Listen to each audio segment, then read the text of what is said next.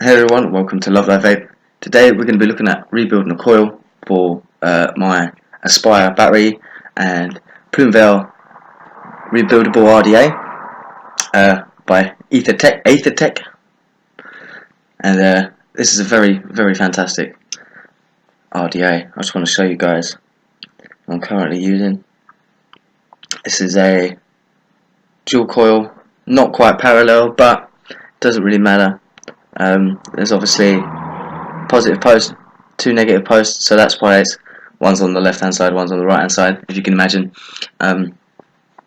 So I'll show you how this vapes, and then I'll show you how to build.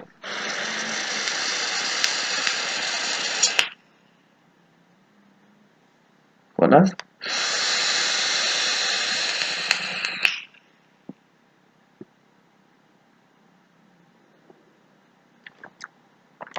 As you can see, it's quite cloudy, quite dense smoke, quite nice flavour. So let's get building, guys. So yeah, 24 gauge, and we'll probably be doing about 4 wraps. I've also got myself an ohm meter, said I'll be getting one of these. So here she is. So this cost me 15 quid from TJ's E-Cigs in Chatham, one of my favourite shops at the moment, to be fair. So a massive shout out to them. Also a shout out to Moonchilds. I'll put a link in the description for reviews and some of his tutorials as well. Old friend of mine. So yeah, I'll be showing you how to use this very soon. So we're looking to aim to make something like this in the plume valve. Plume valve 510 thread, and we're going to be recoiling this with 24 gauge coil. I've got 2 pieces here, roughly the same size. You can probably guess how long this is. You know, it's roughly 8 inches long. We probably don't even need this much, but more the merrier in my case. You will also need a tool for wrapping, the ohm meter. Don't forget about that. You'll also need some pliers, cotton, and of course, most importantly, the juice to be precise. Black Aster, I totally recommend it. It's a lovely piece. Also, for future videos, I'll be showing you how to wrap like macro coils and like nano coils, you know, that kind of thing, and like micro coils and things. So today I'll be using like a macro coil. It's quite a nice hole for you to thread your wicks through, so it's good for feeding. And that's what I'll be showing you today. So let's get started. First thing you need to do is get a good couple of, you know, like a good nice grip worth an inch or so, and then we're going to basically push this down onto the base of this spike, and then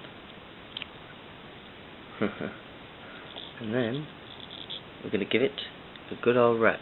Now try and make this nice and tight as possible. Try not to overlap on the already made coils.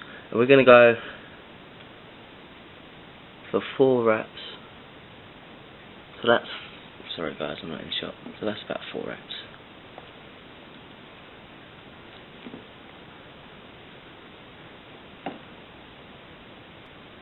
Now of course, guys, once you've built both of your coils, and try and get them exactly the same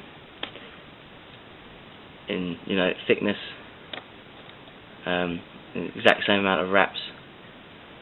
They've got to be exact there, and that will really help the burn much evenly. You won't get no dark spots, burn spots. Also, I like to do is cross the leads, as you can see there. They kind of cross over each other, and that helps just to fit them in. So straighten out all your leads and stuff, and then just on your spike give a little twisty crossover like so, and that should coils done. Now, it's good to trim the ends. If you've got something to hold on to. I like to have a longer one and a shorter one. Seems to be quite standard in all. So yeah, go for it. And guys, I do suggest maybe wearing some eye protection when you clip your wire. Sometimes the stray pieces can really ping off. So yeah, be warned for stray pieces of wire. So now, once you've got the first coil, you want to put that back on its spike, and then a little bit of teasing. You want to feed the negative in first, so this one in first, and then on the opposite side, in this third post along to the left, you want to stick them both into them. There we go.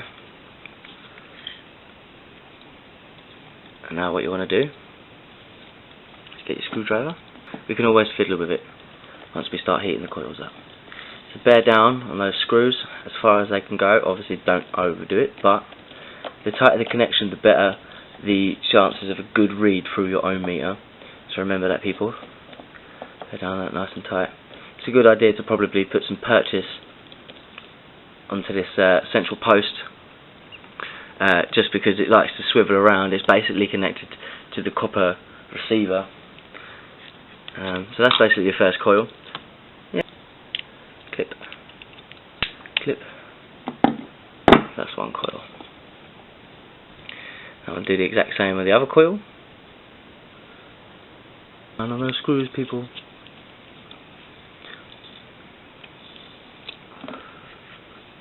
Okay, so that's that. Now we check the resistance. So screw that in, switch it on, and that's 0.23 ohms.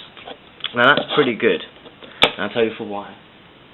My battery mod, wherever I've placed it, it's disappeared. My battery mod is basically, here it is.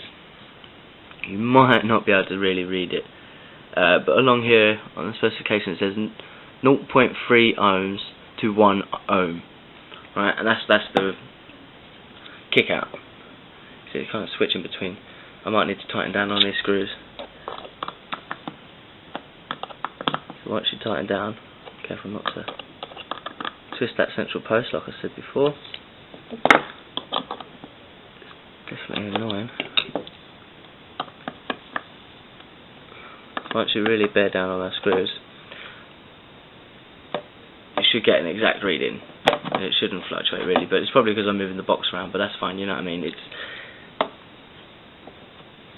ballpark figure. Now, you want to stick this on your battery mod. I do recommend, if you have a blowtorch, before you put them in there, you should probably just heat them up with a blowtorch first before you do this. And now guys, what we want to look for is we want to make sure that all of these coils are away from the posts. We don't want it to short circuit. Now if you don't have a blowtorch, you can do this, but basically you just want to pulse until you start to get some glowing, yeah, and then take your finger right off that button and give them a little pinch. Go again, fire it again. You can see now this coil here that I'm playing with is starting to heat from the centre out. Now it still needs a bit of work, but you can see now that that's working fine. And then do the reverse side. Once again, take your finger off that button because you don't want it to short circuit whilst you're squeezing them. And you might have seen there something was shorting out.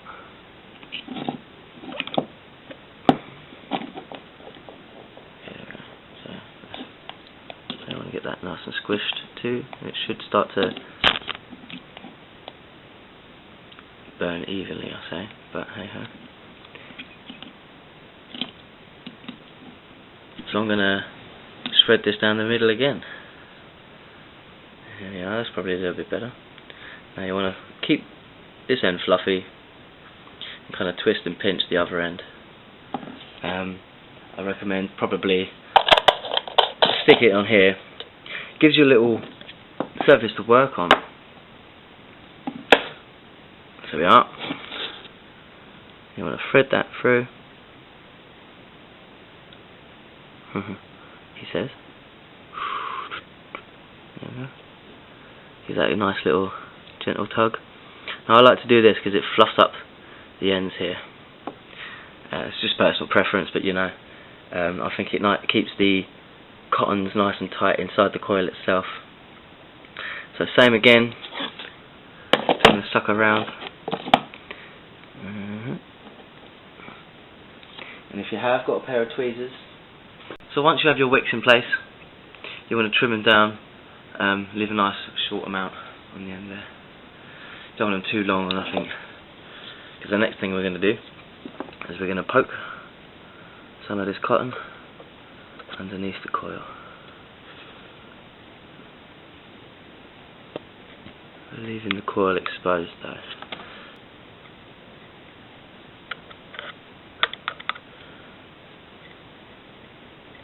Another thing as well you could do, get your juice, prime those babies up, top good up.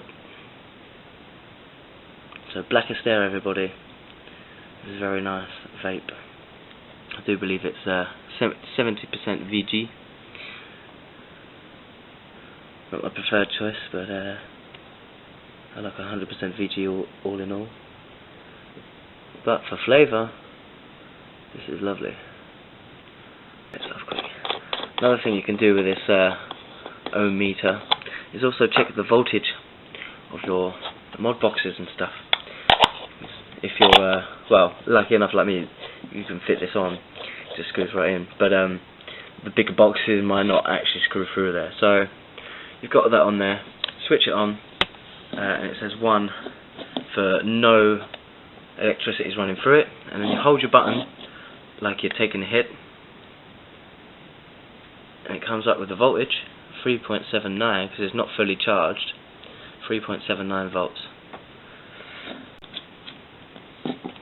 And just for safety's sake, I'm going to put a bit more juice in some of these corners. It looks a bit dry. There we go, nice and saturated. Very saturated. I like it. So now that they're all soaked up, I'm going to take this mouthpiece off first, and I'm going to get the holes that are on the opposite sides of each other. I'm going to line them up as best I can with the coils itself. The holes are aligned now with the coils. Make sure that these holes are also lined up so all airflow is flowing through. It's starting to bubble. It's very good. So there you have it. That is the build. I've just filled this up. I'm going to give it a blast one more time for you guys.